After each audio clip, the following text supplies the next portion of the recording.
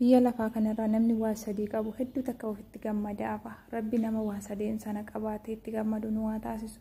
Tokkoffaa irratti namni shamarka fuunee jirtu baga jiraattanii viidiyoo isinitti dheeressuun barbaadu yaada xiqqoo tokko bichaan isiniif qooduu barbaada. Inni finaa obsaan dhaggeeffadha. Like, share, subscribe godhaa. Oromootti galatooma warroonni immoo akkasuma koomentii naaf kaa jirtan YouTube kiyya subscribe like gochaa jirtan galatooma ulfaadha isiniin jedha. Oromoo qaalee nama gargaaruun erga nama ta'anii ni gaha jechuudha. Nuti yeroo baay'ee uummati keenya jechuudha like subscribe maarree haga afaanii namatti manutti haga mallattoo subscribe fayyadamnutti of hin beekne wal gargaaruun nutti ulfaata. Wallaalaatti waa'ee malee namni ofii waa beeku ofiinuu ni beeka jechuudha. Ani yeroo baay'ee viidiyoo kora mallattoo subscribe akka carraa malee hin fayyadamu. Maaliif namni ofiin nama jabeessu yookiin nama gargaaruu barbaade ofii isaanuu ni beeka jedheetan. Egaa dhiifama sagalee isinitti dheeresse waan dubbachuu barbaade ittiin darbaa jechuudha. Viidiyoon baay'ee gabaabduudha. Har'ammoo iccitii abdataa fi akkasuma kaamilaaf Muktaarii irratti kan inni dubbachuu barbaade. Dhugaa dubbachuuf yeroo hedduu jechuudha waa'een kaamilaaf abdataa hedduuta kana dinqisiisaa ture.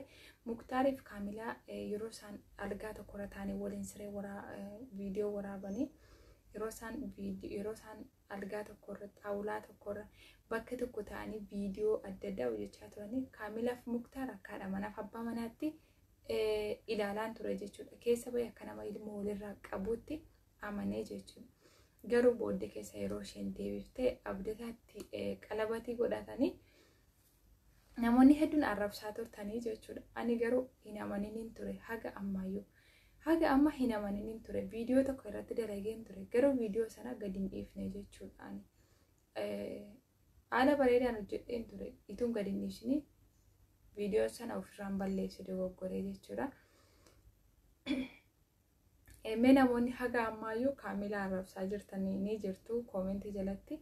Bilees namni takka kan jaallatetti heerumaa kan isaa rifatu kan jaalala dhugaa isaaf qabu kan yeroo gaddaas gammachuus yaada isaa hunda irraa qooddatudha. Namni dhugaan nama jaallatu kanaafuu nama dhugaan ishee jaallate nama rakkoof bal'oo ishee gammachuu isheef gadda isheerraa qooddatetu dhugaan ishee jaallata waan ta'eef warroonni kaamilaa arrabsaa turtan filis irraa gattaa isin jechuu barbaada. Hamma booddee garaan sinaa citu kaamilaan haadha manaa abdataa taateetti ani dhugaa dubbachuuf viidiyoo isaan kaleessa waraaban irratti dhibbaan dhibbatti amane durattuu biraankii mana godhu jedheetiin baay'ee tokko yaadaa ture. Ammas deebistanii akka biraankiidhaan jenne garuu kaamilaa gaafa deebitee amma Muktaaritti heerumte dhugaa dubbachuuf nu goyoomsitanii nu sobdanii jechuudha isin. Biraankiin gaafa baay'atee jedhe dhugaa dhoksa.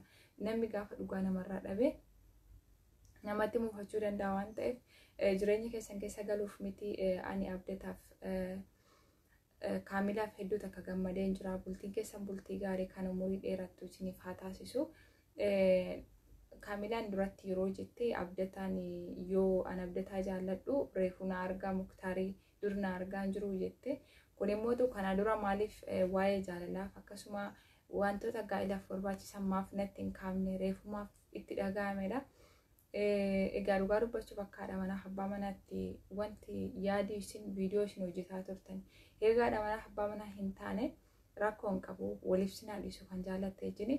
Garuu haga ammayyuu biraankii jedheetuman sin eeguu jira. Garuu amma deebistanii biraankii yoo nuun jettan dhugaa waan akka nu kijibdaniiti. Kana booda biraankii abdataarraa gara Muktaarii deebitee jedhu nuuf hin dalagina hin barbaachisu nu goyoomsu wala waan ta'eef. Kanaafuu warroonni kaamilaa arrabsaa turtan rabbitti kennachaa turtan Muktaarii gante jedhaa turtan dogoggora abbaa waan jaallatetti heeruma iccitii isaan gidduu jiru hin beeknu waan ta'eef. Dhiifama godhaafis ni jechuu barbaada. Waliin isin haa tursiisu umurii dheeraa jiraadha kaamilaa fi abdataani. Garuu fuula kaamilaa fi fuula abdataa yeroo wal bukkeetti argu wanta haaraa wayinatti fakkaate baay'ee akkanatti jijjiiramee ture jechuudha. Maaliif ani Muktaarii biratti ishee beeka malee abdataan beeku yoon ture ani reefu kan arge.